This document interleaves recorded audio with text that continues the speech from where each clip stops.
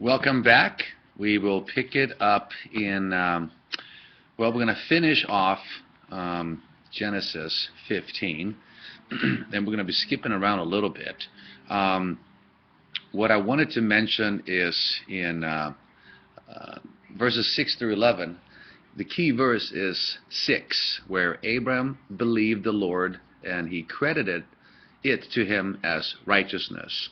That phrase is mentioned 4 times throughout the scriptures. Chapter 4, verse 3, 4:22, and then in the New Testament you have Galatians 3:6 and James 2, chapter 2, verse 23. It's no wonder that Abraham is listed in the book of Hebrews, Hall of Faith, which is chapter 11. Read that chapter if you have time. Now, what exactly is Old Testament righteousness, apart from Messiah? It means basically to live godly, to live in conformity with a given law. Now, he had no law, so he was just being obedient to what he knew about God. This is not the case of paganism today. Today, man is without excuse. Romans 1. If you seek him, you will find him. You draw near to the Lord, he will draw near to you. The whole claim here, what happens to those who have never heard of the gospel, presupposes a few different questions. Number one, there are no such people. No one's running around looking for God, behind every tree and bush. So when you hear about that lonesome pagan heathen sitting on a shore somewhere in the world, and no missionaries have gone there, no Bible, there's no radio, no TV, and he, is just wanting to know the Lord. That person will get to know the Lord. You draw near to the Lord, he will draw near to you. Remember, there's 2 types of revelation. General revelation, which is the sun, moon, and the stars. The heavens declare the glory of God. You can just respond to that, and then you'll get some form of special revelation. Special revelation means if no missionary goes, a Bible could drop from an airplane, an angel can show up, the Lord himself can show up, like a theophany, for example, a manifestation of the Lord, which you'll see later on in our study here. But we can't lessen or minimize the power of God to save somebody apart from what we are doing as pastors, missionaries, theologians, authors, you name it. Wherever the gospel hasn't gone, they can still be saved, not apart from the gospel. They will make a profession that Jesus is Lord if an angel shows up, or a theophany, or an angel of the Lord, whatever. So, in any event, on this side of the New Testament, things are different than they were in these days. Later on, when Moses comes on the scene, they have the Mosaic law to follow that. So, it is to live godly. That's what Old Testament righteousness means, to live in conformity with a given law. Abraham lived such a life prior to the Mosaic law. He was true to the moral law within. Remember, C.S. Lewis says, you can't recognize what's crooked unless you have an idea of straightness. So living in tune with the moral law, that's how he enjoyed God's favor. The ritual in verse 10 seems to suggest a kind of oath, in that if it is not fulfilled, in that God will sort of be self-cursed. So he's sort of putting his name on the line. Others speculate that this act is a sign consisting of sacrificed animals that symbolize Abram's descendants. For example, the descendants are all of Israel, while the birds of prey in Genesis 15, verse 11, represents the ungodly non-Jewish nations. And then the fire pot and the torch represents God's divine presence. In all, the promises that we see in verses 13 through 16 is look forward to God's being in the midst of the Israelites after they come out of Egypt. Moving on, slide 228, you have Genesis 15, verses 12 through 21.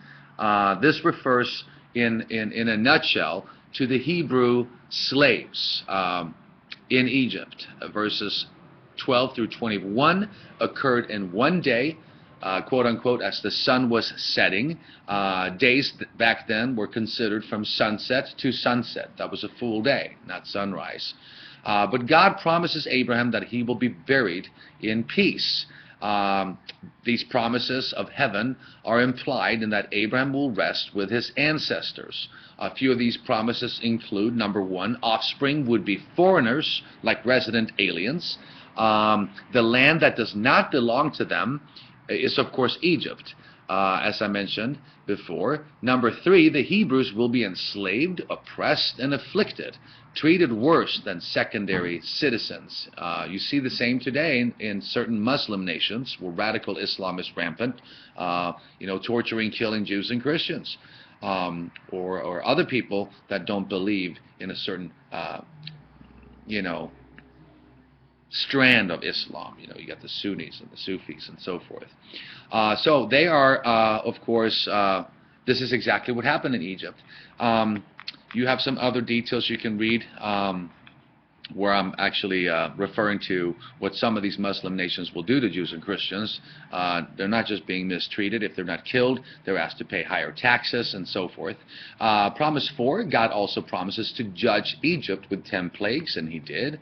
5, Moses and God's people will leave with Egyptian treasures. 6, Abraham will not live to see these events, but will rest with his fathers in peace. 7, he was buried at age 175. You have that in chapter 25, verse 7. Number 8, in the 4th generation, the Hebrews would return to the land. And then finally, point 9, upon the Hebrews entering the land of Canaan, God would judge the Amorites. This takes us to Hagar and Ishmael in Genesis 16.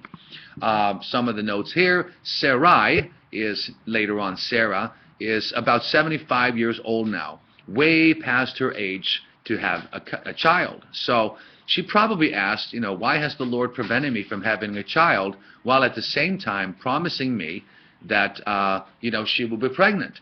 Abraham is now about 85 years old, and he's still trusting God while his wife's faith is, beginning to fade, dwindle a little bit. She suggests, of course, the unimaginable, sleep with the maid. He listens. That's a bad mistake. And his intentions might have been to use Hagar as a surrogate mother, wanting to raise the child herself. This, of course, did not happen. So jealousy kicks in, affecting them all. Decisions have consequences, and they affect others many, many times. However, in God's omniscience, this was no new news. God fully knew that this would happen. Moving on to who Hagar was, she was an Egyptian. Her mixing with Abraham, who came from the land of Ur, made the first original Arab. Ishmael, in Abraham's view, was of course the most important person in Abraham's future as far as his lineage goes. Remember, the first promised son is what he had in mind. Ishmael means God hears. Interestingly, just like Eve presented something that seemed good to Adam, Sarai did the same, go to the maid, and you and I, or we, will have a child.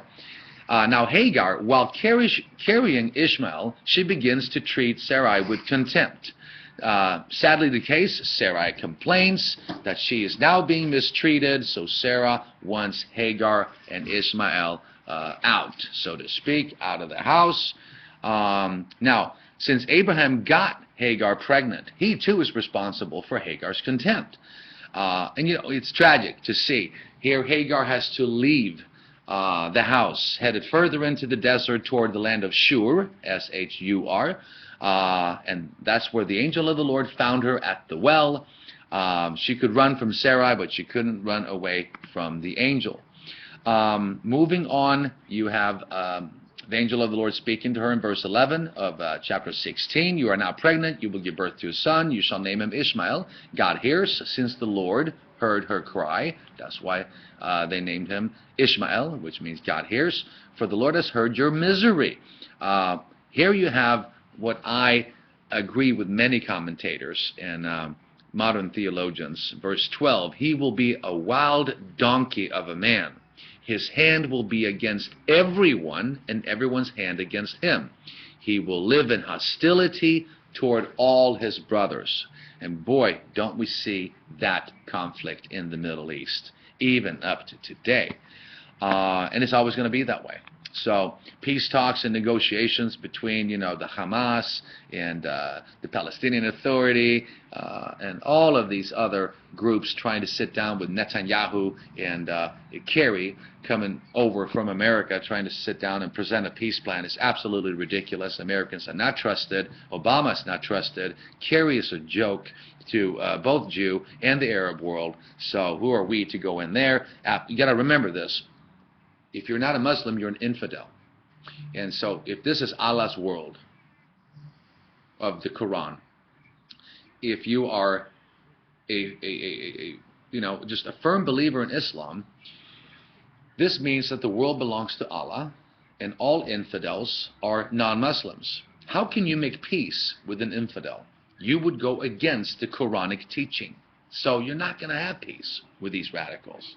Not that all of them are radical. There are fine Muslims, but if you put to work the verses that encourage, harming or killing infidels, well, now you got terrorism. So, short version of what's going on there. The covenant of circumcision is in Genesis chapter 17. Problem here, God told Moses later on that no one may see God and live. You have that in Exodus 33, verse 20. What's the solution here? Theophany. A theophany, theology, theos, God in Greek. A theophany are glimpses of God's glory, not His genuine essence. Remember, we talked about ontologically God is spirit, John 4:24. Also, Jesus said, if you've seen me, you've seen the Father. How can we solve that? Jesus, being the second person of the triune God, the Trinity, represents the Godhead. So while no one saw Jesus' spiritual essence, they saw His divinity clothed in humanity. And Jesus Christ is God's ultimate self-revelation.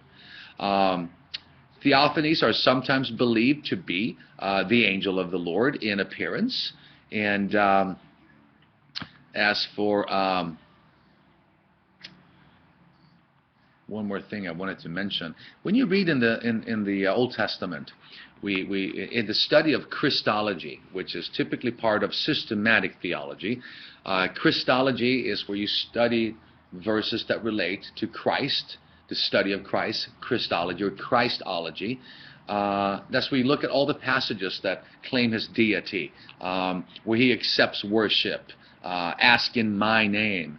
Before Abraham was I am. Me and the Father are one. You got the 7 I am statements in John. For example, when you read of the angel of the Lord in the Old Testament, a lot of people believe that that is the appearances of Christ in the Old Testament, as opposed to an angel of the Lord. When you read the angel of the Lord, it is an appearance of Christ before His birth, of course in spirit. Okay, so Abraham was the first man to be circumcised. Very important here. Circumcision is not the source of the covenant, but only a sign, sort of the sealing of the deal. We're told in Romans 4, first 12 verses, that faith in God's word is precisely that. See also Genesis 15:6, where Abraham believed the Lord and it was credited to him as righteousness. So circumcision is not required under the New Testament or the New Covenant, according to the book of Acts, chapter 15, 2 verses. And then again in Romans, the first 12 verses. You can read more about that. Okay, so you have in chapter 17, 15 through 20, God also said to Abraham, as for Sarai, your wife, you are no longer to call her Sarai. Her name will be Sarah. God also changed Sarah's name to Sarah, which means princess. Still working in her life, regardless of her wisdom and her mistakes. I will bless her and will surely give you a son by her. I will bless her so that she will be the mother of nations. Kings of peoples will come from her. What can we pull out of those verses? 4 things. It's not just Abraham who is blessed, but also Sarah, the mother of God's chosen people and the kings of peoples. 4 nations came from Sarah: Israel, Judah, Edom, and the Amalekites. Concerning kings, you have 41 kings in total under Israel and Judah. And as far as I know, Sarah is the only woman in the Old Testament that God would bless in this particular special way. So, of course, Abraham fell face down. He's laughing, says to himself, will a son be born to a man 100 years old? Will Sarah bear a child at the age of 90? And Abraham said to God, if only Ishmael might live under your blessing. You know, his heart is torn. Bless Ishmael. I'm going to wait for another one. Yeah, I can have another kid, but that's my firstborn. Very important in those days. So Abraham's wish, if you notice, is not even acknowledged by God. Instead, he affirms his promise through Sarah's womb. Not going to talk about Ishmael right now. You'd think that due to this cluster of verses, you know, in the Middle East now, this whole genre that's happening here, you would think that they would have stronger belief in women's rights, yet they don't. And this is prior to the advent of Christ. In any event, verse 19, then God said, yes, but your wife Sarah will bear you a son, and you will call him Isaac, meaning he laughs, because he was laughing. I will establish my covenant with him, Isaac, will surely know this as well later on, as an everlasting covenant for his descendants after him. And that refers to the Hebrew nation, the Israelites. As for Ishmael, I have heard you. I will also bless him. I will make him fruitful and will greatly increase his numbers, and he will be the father of 12 rulers, and I will make him into a great nation. And that's exactly what happened. But my covenant I will establish with Isaac, whom Sarah will bear to you by this time next year. When he had finished speaking with Abraham, God went up from him. In faith, God went through this act in verse 23. It is amazing to see that the males of this entire household all followed. They knew that he was in tune with the Lord, Abraham, despite his failures and poor decision-making from time to time. In Genesis 18, we have the three visitors, the angels. Here comes the good news. The son I promised you will soon come. It's a big deal. Isaac being the first Jew. The Lord appeared to Abraham. Once more, God appears to Abraham as three angels show up near the trees of Mamre. Now, as far as angels are concerned, remember in Hebrews it says we are to be careful to entertain strangers. That doesn't mean picking up hitchhikers. But there are angels walking among us. Find that very interesting, you know. And I would say this, we've probably seen one or two, not knowing who they are. In any event, very well, they answered, do as you say. So Abraham, of course, wants to feed them, and he tells Sarah to get the finest flour out and knead some bread and take care of them. Bad news comes next. Sodom will be wasteland in chapter 18. Moving on, you can read slides 242, 243. They're just the verses. Or we're not going to be able to finish this very lengthy book. You have Lot and his daughters in 245. Then you have Abraham and Abimelech, the king of Gerar, who sent for Sarah. What can we deduce on this cluster of verses? Well, I am going to move over to, let's see, the death of Abraham. And I will also do a little special lecture at the very end on Genesis 22. I'm not going to jump into that here because that is too important of a chapter to just summarize in this format. So you have the death of Abraham, very important, Genesis 25. Abraham had taken another wife whose name was Keturah. She bore him X amount of sons, and then you have the sons of Midian and others. Here you see that Abraham remarries Keturah after the death of Sarah. In 1 Chronicles chapter 132, Keturah is mentioned as Abraham's concubine. And once more here you see man distorting God's purpose of monogamy. Polygamy, multiple wives, more than one, is not condoned anywhere. And you will see the life of Solomon, polygamy on steroids, literally. Not to mention all the mother-in-laws that he would have to deal with. Interesting. Lots of women to answer to.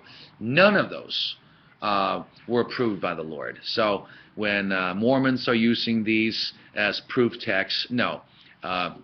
They just went to the left field, backsliding, and relied on their own wisdom, and specifically we see this in the life of Solomon. Anyway, although Abraham was old, he had 6 additional children after the birth of Isaac, so you're up to 8 now.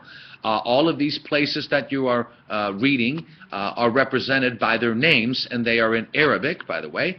The sons of Midian, you can see that in Numbers and Deuteronomy, is the best known tribe out of all of these. So Abraham left everything he owned to Isaac. Notice that Isaac's blessings are not erased just because 6 additional sons being born. So he's going to keep his promise.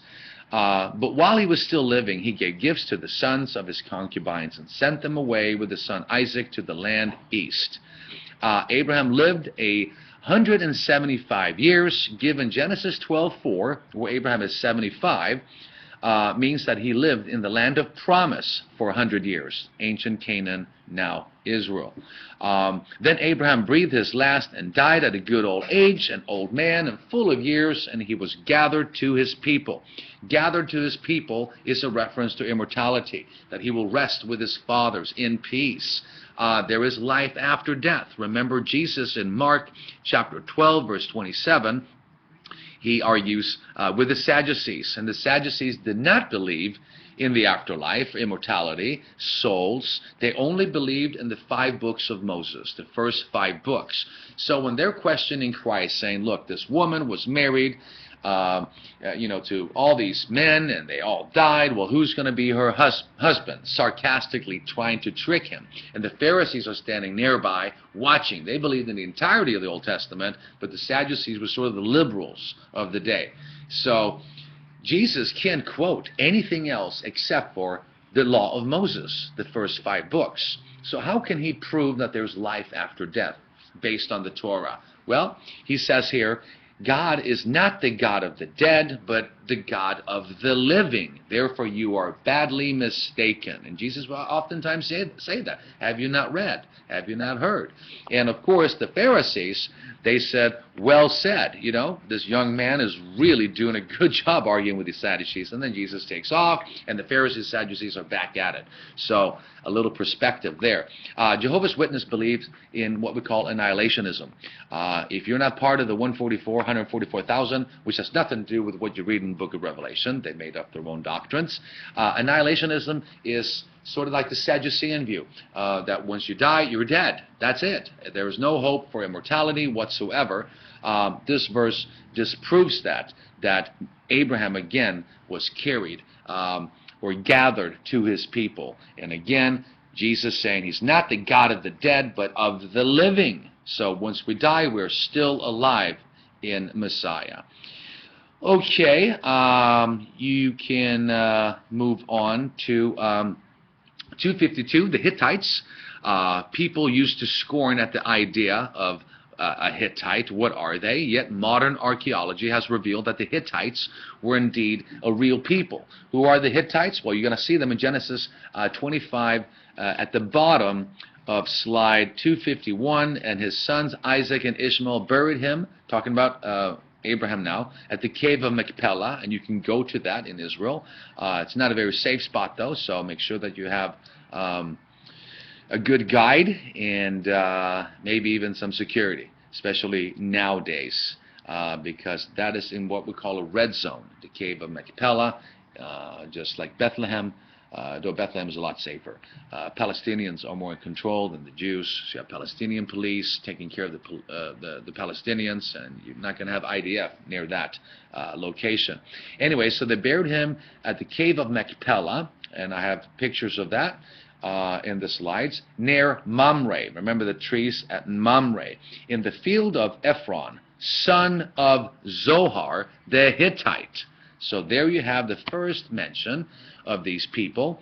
But so liberal scholars have laughed about this. Who are the Hittites? We read about that in the Old Testament. We don't have a shred of evidence of any such civilization, so the Bible is myth. Hence, we must demythologize the Bible. Well, here's what we got on slide 253. The Hittites, and I've entitled it, Who's Laughing Now? Bug-Haskoi was the capital of the Hittites, now located 90 miles east of Ankara in Turkey. The Hittites were in full rule, extending as far as to Syria and Lebanon, they fell in, from 2000 BC up to about 1200 BC. They were very powerful civilization. They fortified gateways. We found temples. Large archive has also been discovered with various things. So critics used to laugh at the biblical account. They're not laughing anymore. The discovery helps us to understand also more about the language and customs some 4,000 years ago. Slide 254, you have the ruins. Hittites in the Bible are mentioned in Genesis 36:12, verse 24, verse 29, also in 1 Chronicles 1:38. When you read of Hivite as opposed to Hittite, it's the same thing, Hivite. In Genesis 26:34, we read, when Esau was 40 years old, he married Judith, daughter of Beri the Hittite, and also Basemath, daughter of Elon the Hittite. So there are a few passages dealing with the Hittites. You can see the fortified wall and the area of the Hittite Empire, a part of it, on slide 255. 256, you have the ruler, Hittite ruler, a statue, and of course soldiers etched into walls. And Hittite musicians are on slide 257 that they've discovered. And then you have the Hittite Lion's Gate, ancient ruins. You have the Hittite map of the empire on slide 259. Now, let's get back to some notes here. As we know, prior to the death of Abraham, Isaac and Ishmael had separated. It is often true that death brings people together. Tragedy, family gets together and the brothers have argued. Finally, they make up for things. So it was at the burial of Abraham that the two brothers actually reconciled. Now, we must be on guard here and not waste so much time. Life is short. It's nothing but a vapor. Every single breath that we draw is in the hands of the Lord, and they are numbered. So if there's anyone you or I need to reconcile with, we should just do it now before it's too late. We're not promised tomorrow or next week, so why wait for a funeral, right? The ultimate passage of reconciliation you will find in 2 Corinthians chapter 5, verses 18 through 19, a great passage to memorize and share when you're doing ministry, broken families or families that are about to be broken up.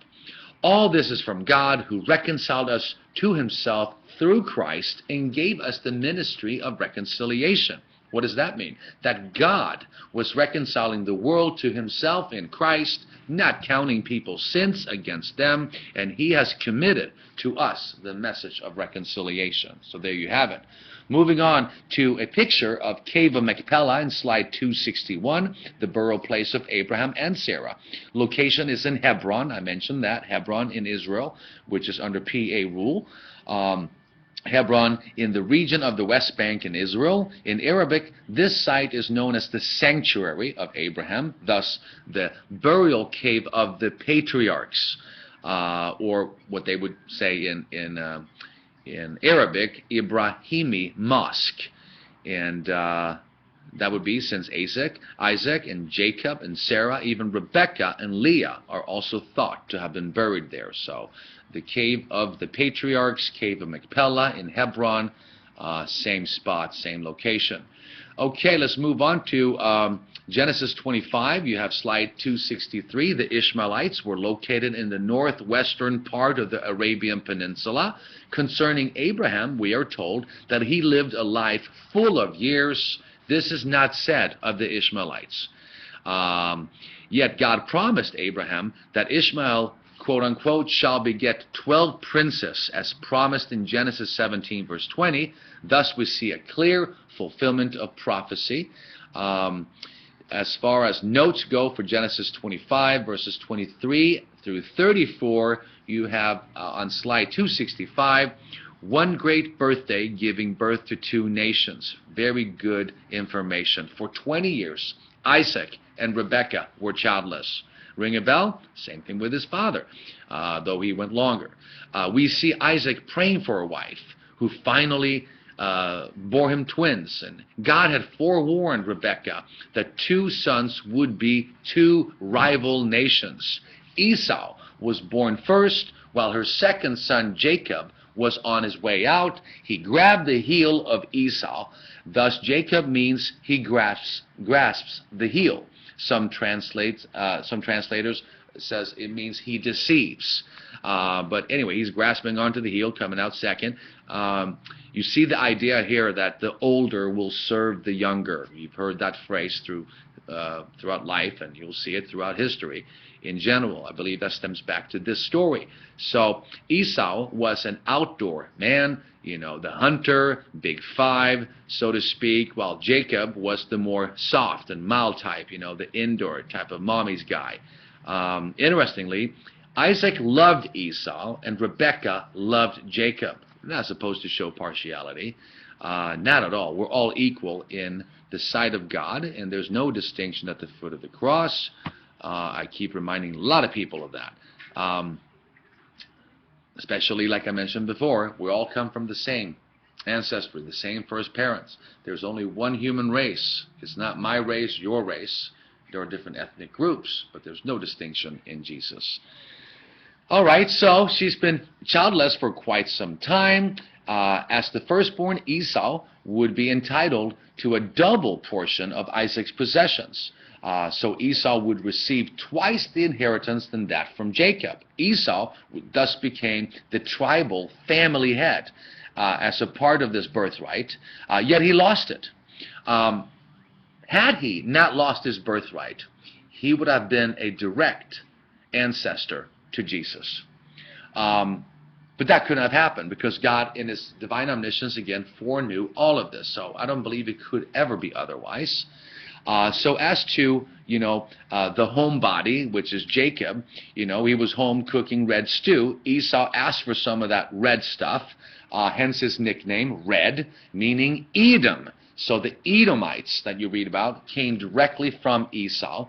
The fact that Esau would sell his birthright for a bowl of soup just shows his true colors, physical gratification immediately now versus the spiritual blessings. On a different note, while Jacob is negotiating in a questionable way, he does see the importance of the birthright, desiring a special place in the divine lineage of what we refer to now as the Messianic lineage, the line of Messiah. Facts about Jacob, you have on slide 267, the 12 sons of Jacob founded the 12 tribes of Israel. He had 4 wives, hello, there we go again, Leah, Rachel, Bilhah, and Silpah. Sons of Jacob by Leah are Reuben, Simeon, Levi, remember the Levites, Levi, and Judah, Issachar, and Zebulun. By Rachel, he had Joseph and Benjamin. By Bilhah, he had Dan and Naphtali, and by Silpah, Gad and Asher. He had one daughter named Dinah in chapter 30, verse 31. He became a shepherd or a rancher, and we will learn a lot about Jacob throughout the book of Genesis. Few things are, once more, he bought Esau's birthright. Number 2, he gets Esau's blessing. 3, he has a vision at Bethel, or Bethel. He marries and begins a family. 5, he wrestles with God. 6, his son Joseph is sold into Egypt. Remember, by his own brothers. In turn, Jacob moves his family to Egypt. 8, finally, he blesses his sons. We will pick it up next in slide 268, Genesis 26, Isaac and Abimelech. Meanwhile, have a great afternoon or evening, and I will send you one more over the weekend, and then we're going to finish this up next week. Lots of information, and I know a lot of these courses, you get a summary lecture in 10-15 minutes, so if these are exhausting to you, I don't blame you. But anyway, try to get through it and stay on top of everything, and we'll talk to you soon. Lord bless.